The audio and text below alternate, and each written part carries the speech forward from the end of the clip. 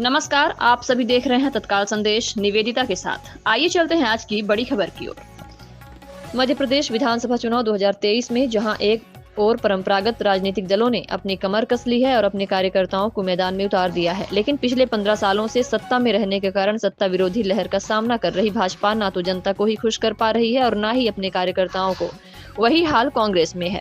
प्रदेश में बहुजन समाज पार्टी और समाजवादी पार्टी अपना जनाधिकार आधार हो चुके हैं। वहीं कांग्रेस में जहां पर नेताओं की भरमार है, लेकिन नए कार्यकर्ताओं के प्रमोशन की कोई संभावना नहीं है। दोनों ही राजनीतिक दल भले कितनी भी पारिवारिकवाद के विरुद्ध बातें कर ले, लेकिन वास्तविकता यह है कि सत्ता में पीढ़ी परिवर्तन का समय आ चुका है। दोनों ही राजनीतिक दल अपने नेता पुत्रों को अगली पीढ़ी में सत्ता हस्तांतरित करने की कोशिश कर रहे हैं।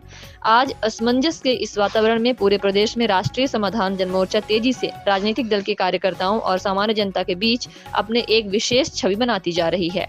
राष्ट्रीय समाधान जनमोर्चा इस बात का दावा करता है कि वह समाधान के लिए ही आए हैं, चाहे वह नेतृत्व का समाधान हो, चाहे वह जनता के बीच पैदा हुई समस्याओं का समाधान। हर समस्याओं का समाधान करना ही राष्ट्रीय समाधान जनमोर्चा का मुख्य उद्देश्य है। राष्ट्रीय समाधान मोर्चा के प्रदेश अध्यक्ष सुशील खरे ने कहा कि हम संपूर्ण मध्य प्रदेश के 230 विधानसभा में अपने प्रतिनिधि खड़ा करने वाले हैं।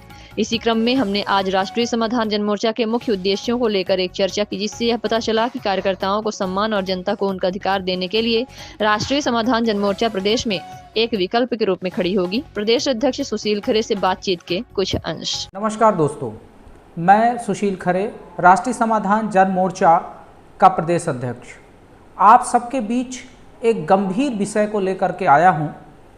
जैसा कि आपको मालूम है कि मध्य प्रदेश में 2023 में विधानसभा चुनाव होने वाले हैं और आपको सिर्फ दो ही पार्टियां नज़र में आती हैं, या तो कांग्रेस या बीजेपी।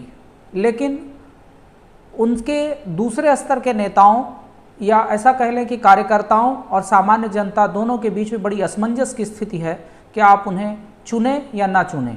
तो हमारा राजनीतिक दल युवाओं को, महिलाओं को और समाज के अन्य क्षेत्र के सभी लोगों को इस बात का आश्वासन देता है कि हम लोग पूर्ण रूप से हिंदुत्वनिष्ठ और भारतीय संविधान को मानने वाले लोग हैं।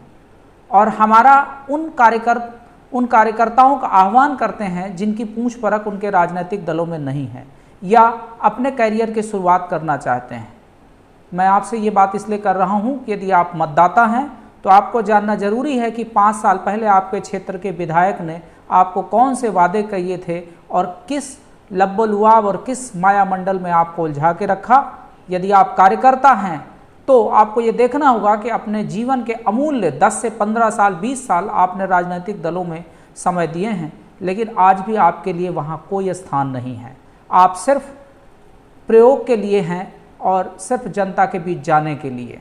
लेकिन जब बात टिकट की आती है तो नेता पुत्रों या पूंजीपतियों के लोगों को ही टिकट दिया जाता है।